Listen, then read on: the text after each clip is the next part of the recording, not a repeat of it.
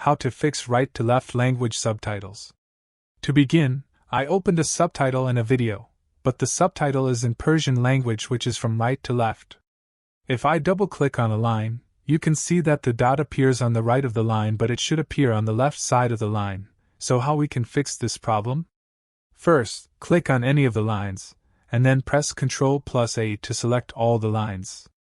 Then go to Edit, and select Reverse Right to Left Start or End for selected lines.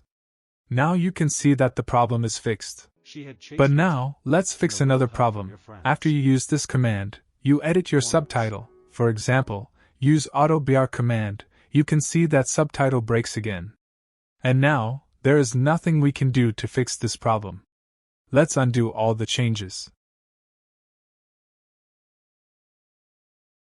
To prevent this problem, remember to edit all the lines that you want.